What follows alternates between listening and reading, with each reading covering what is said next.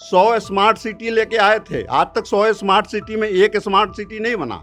Satellite township बनाना चाहते हैं, क्या है। और इस माध्यम से सिर्फ पटना जिला में 81,000 एकड़ जमीन वो कब्जा करने के चक्कर में है। मुफ्त में आधा जमीन लेने वाले होते कौन है? आधी जमीन आप मुफ्त में लेने वाले होते कौन है? हाईली प्रोडक्टिविटी वाली जमीन और बगीचे की जमीन आप नष्ट करना चाहते हैं विकास के नाम पर। वाले लोग हैं जिनको लगता है कि हम खेतों पर लाल झंडा कभी बांध के गाड़ के राज करते थे, वैसे लोग भ्रम फैला रहे हैं। ऐसा कोई भ्रम की बात नहीं। किसान को इसमें अभी समझने की ज़रूरत है। किसान को इसमें परेशान होने की कोई ज़रूरत नहीं है। तो जो किसान हैं उन्हीं को फ़ायदा होगा, क्योंकि उनको डेवलप करके सरकार लैंड रिटर्न करेगी, एक्वायर नहीं करने जाएगी। तो एक मान लिया किसी का 100 कट्ठा ज़मीन है और उसको डेवलप लैंड अगर 60 कट्ठा मिल गया तो एक उनका वैल्यू जो है वो एडेड हो जाएगा। बिहार में नई सरकार बन गई है। सम्राट चौधरी मुख्यमंत्री बने हैं।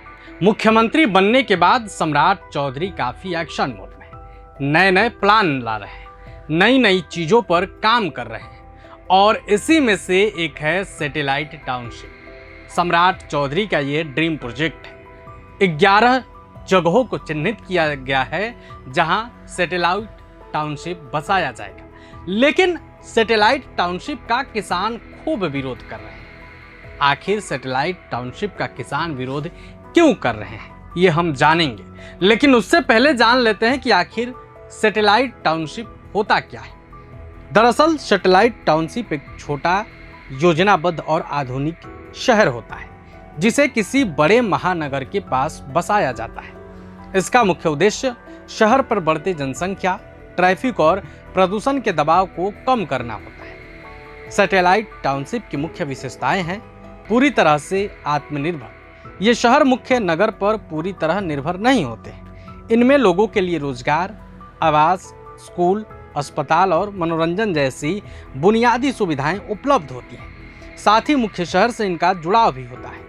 स्वतंत्र होने के बावजूद ये टाउनशिप एक्सप्रेस में मेट्रो या रेल नेटवर्क के जरिए मुख्य महानगर से बहुत अच्छी तरह जुड़े होते हैं ताकि लोग आसानी से आ जा सकें। इसके साथ ही योजनाबद्ध विकास, इन्हें आधुनिक सुविधाओं, चौड़ी सड़कों, पार्कों और बेहतरीन सीवरेज सिस्टम के साथ सुनियोजित तरीके से बनाया जाता है।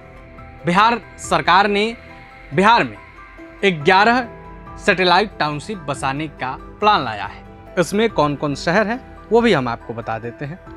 देखिए, इसमें पटना है, जो सैटेलाइट टाउनशिप बसाया जाएगा उसका नाम पाटलिपुत्रा रखा जाएगा। भागलपुर में विक्रमशिला के नाम से, सोनपुर में हरिहरनाथपुर के नाम से, गया में मगध के नाम से, दरभंगा में मिथिला के नाम से, सहरसा में कोसी के नाम से, पूर्णिया में पूर्णिया के नाम से, मुंगेर में अंग के नाम से, मुजफ्फरपुर में तिरहुत के नाम से, छपरा में सारण के नाम से, सीतामढ़ी में सीतापुरम के नाम से सैटेलाइट टाउनशिप बसाने की योजना है।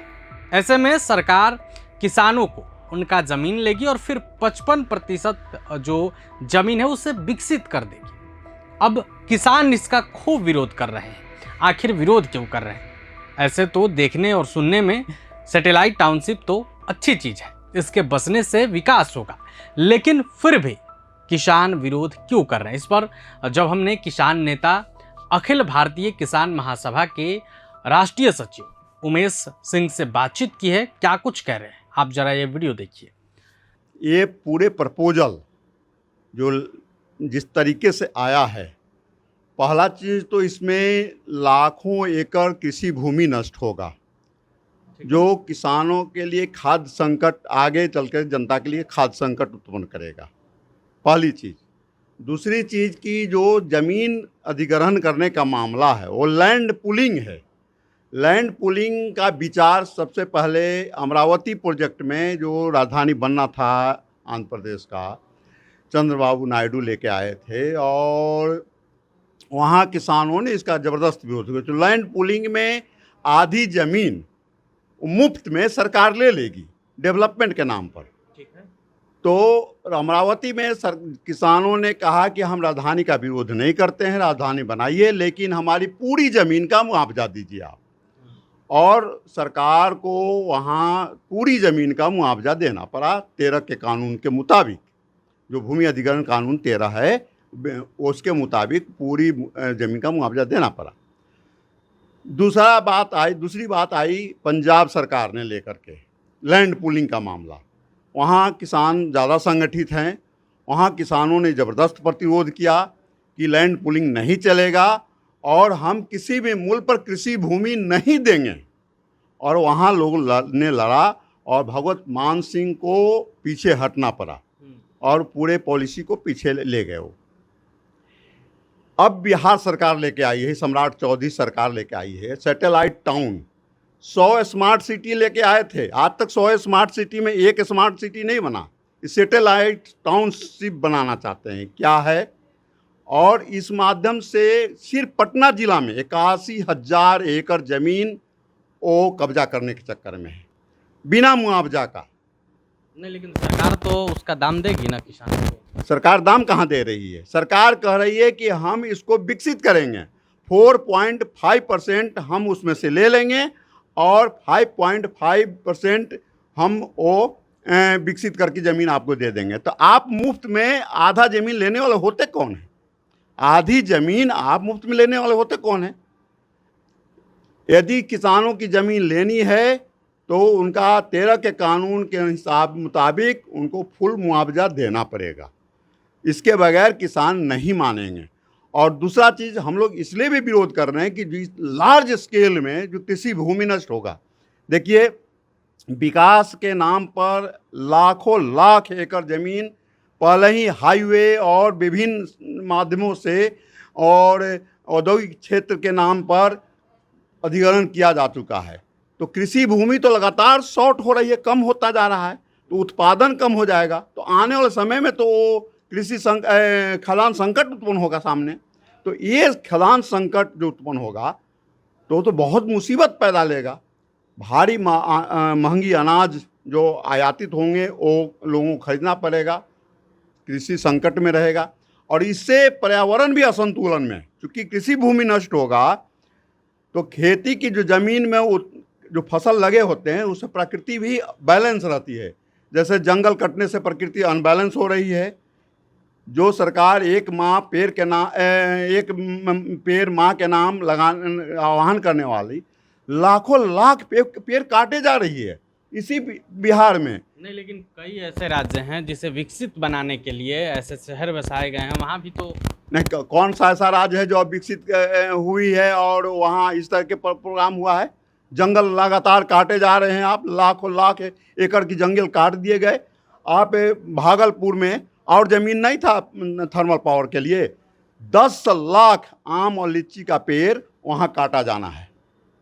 बहुत सा ज़मीन है ना भाई जहाँ ये बगीचे नहीं हैं, आप वहाँ तो लगा सकते। तो इस तरीके से वो हाईली प्रोडक्टिविटी वाली ज़मीन और बगीचे की ज़मीन आप नष्ट करना चाहते हैं विकास के नाम पर। विकास के नाम पर, विकास के बलि बेदी पर लाखों लाख एकड़ कृषि भूमि नष्ट हो रहा है। तो सवाल है, ये बढ़ती आबादी को रोजी खाना अन्न का सवाल है, अन्न का सवाल है, खाना का सवाल है। ये संकट जो आएगा, किस चीज़ का विकास, किसका विकास करना चाहते हैं? क्या बिल्डिंग से विकास होता है कि आम जनता के उनके जो जीवन है उस जीवन में उनका विकास चाहिए? उनके 2 जून की रोटी स्मूथली उनको मिले, उनके बच्चों को शिक्षा मिले, उनको विकास इसको कहते हैं, उनको स्वास्थ्य मिले। लेकिन न स्वास्थ्य का ठिकाना, न शिक्षा का ठिकाना, लगातार स्कूलें बंद हो रही है, पूरे ग्रामीण व्यवस्था चौपट हो रहा है। उस पर ध्यान देने की जगह पर इस सैटेलाइट टाउनशिप बना रहे। क्या बना रहे भाई? ये सब राजनीतिक नौटंकी है और जनता और किसान ये बात समझ रहे हैं।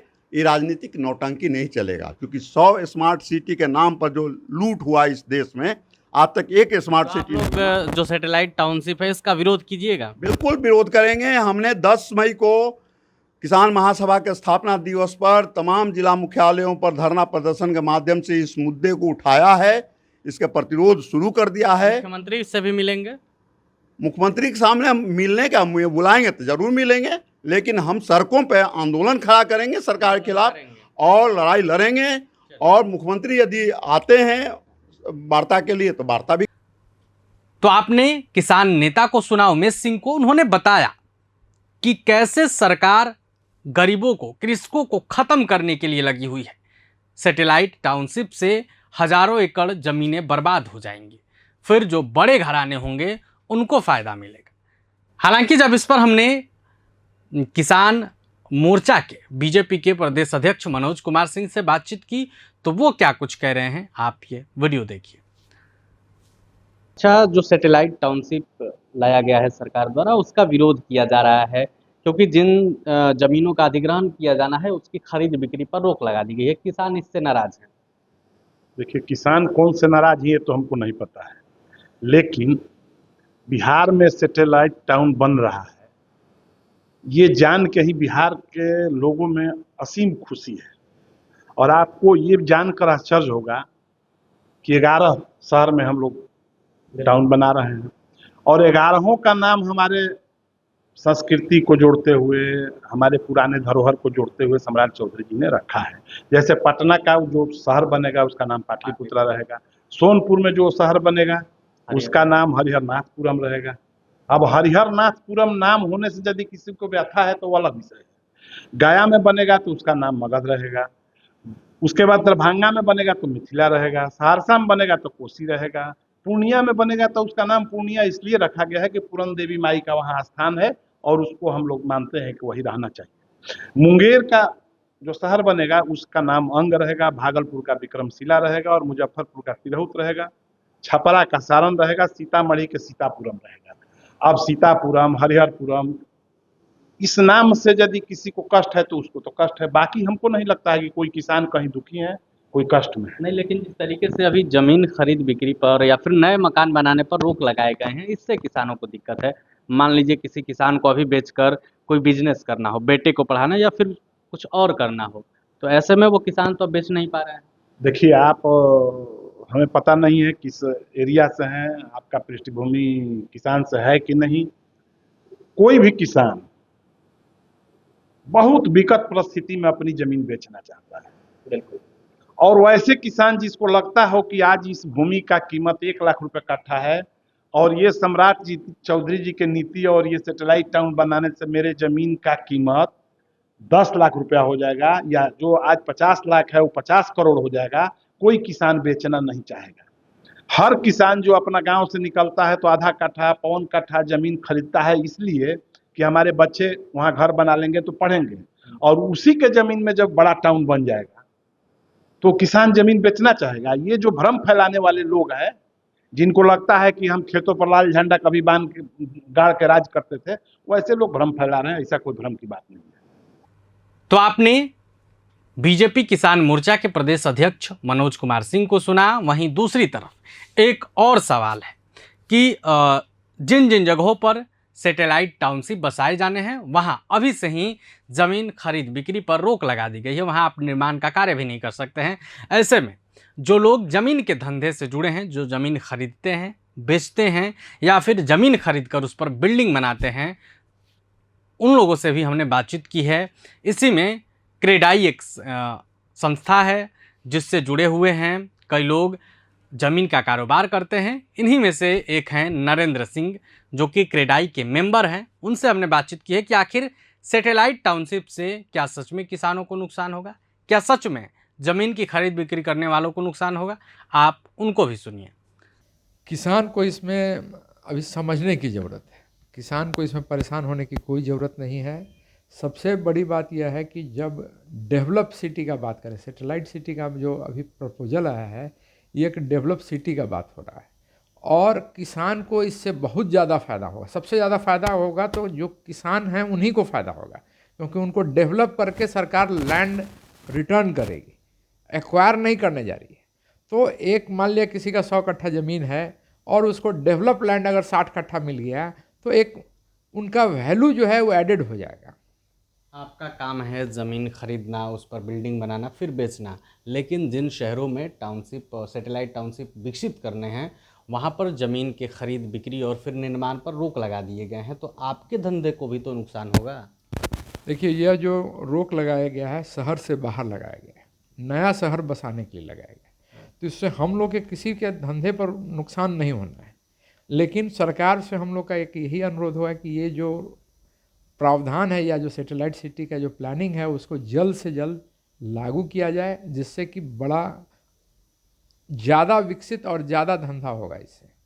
तो आपने नरेंद्र सिंह को सुना किस तरीके से उन्होंने बताया कि किसानों को इससे कोई नुकसान नहीं है।